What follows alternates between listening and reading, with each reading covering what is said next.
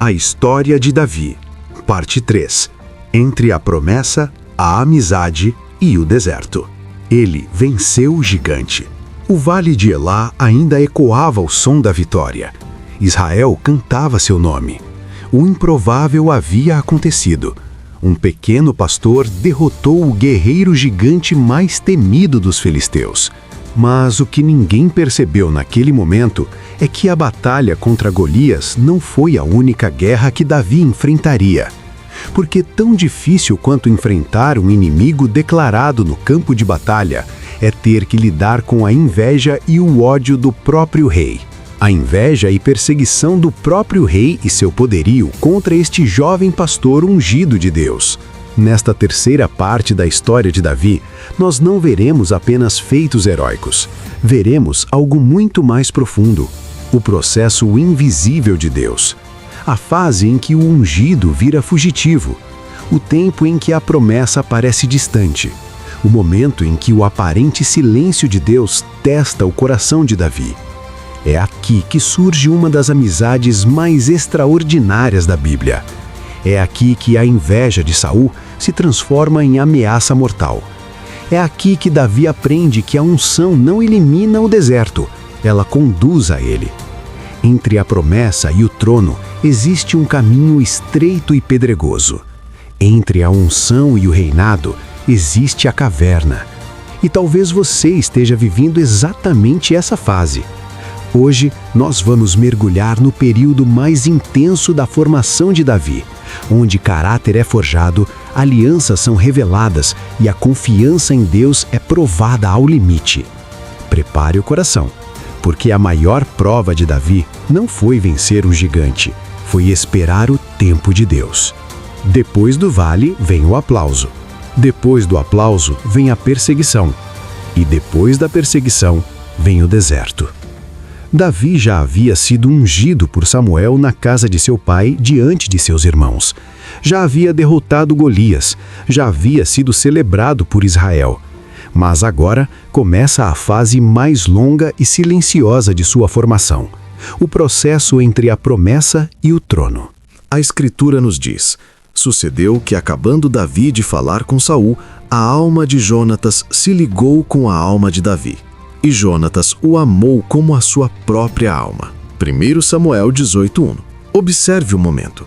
Isso acontece imediatamente após a vitória sobre Golias. Quando Davi começa a crescer publicamente, Deus levanta uma aliança espiritual. Enquanto Saul sente inveja, Jonatas demonstra submissão à soberania de Deus, humildade e alegria com a vontade do Senhor. Deus sempre levanta um Jonatas quando o chamado começa a se manifestar.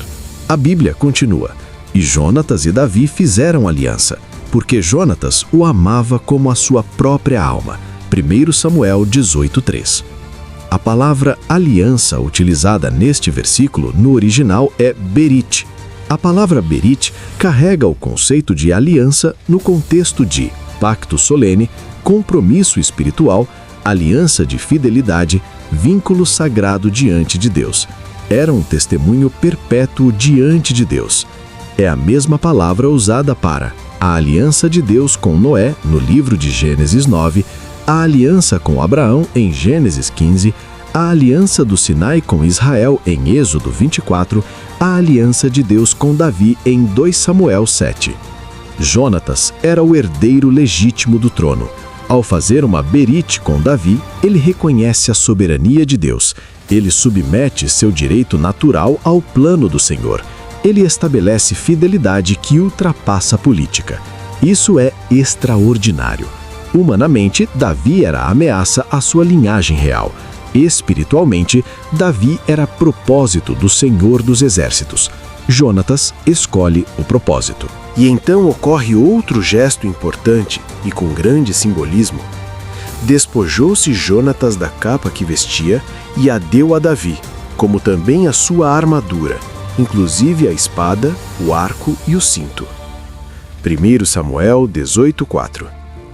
Jonatas, como herdeiro do rei Saul e sucessor natural do trono, ao entregar sua capa e suas armas, ele reconhece espiritualmente a unção que estava sobre Davi.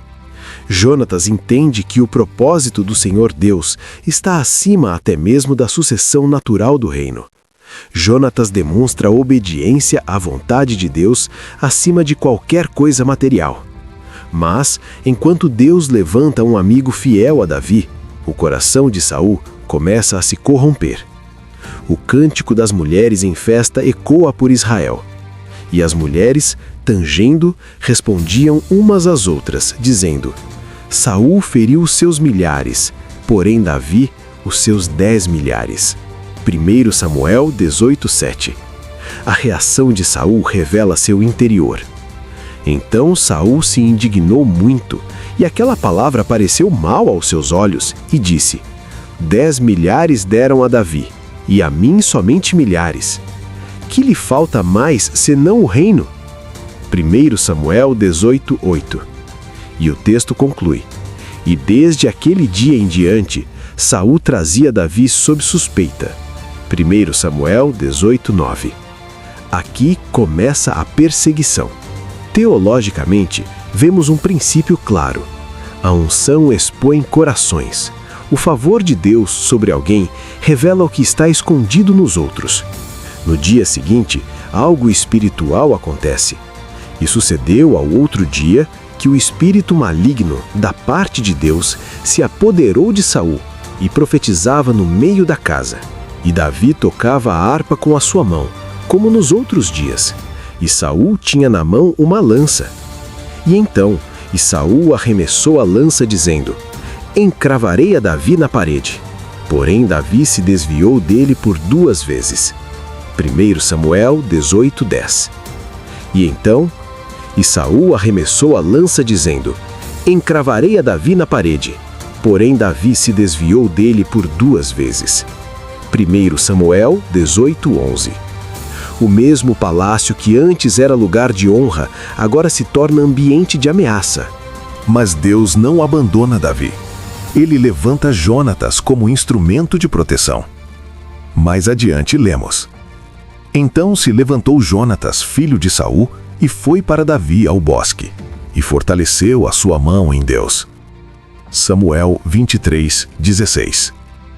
E Jonatas declara: E disse-lhe: Não temas, porque não te achará a mão de Saul, meu pai. Porém tu reinarás sobre Israel, e eu serei contigo segundo.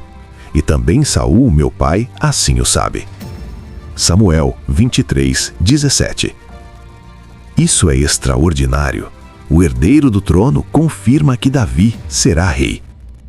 Jonatas apresenta submissão à vontade soberana de Deus. Mesmo assim, a perseguição se intensifica. Davi precisa fugir.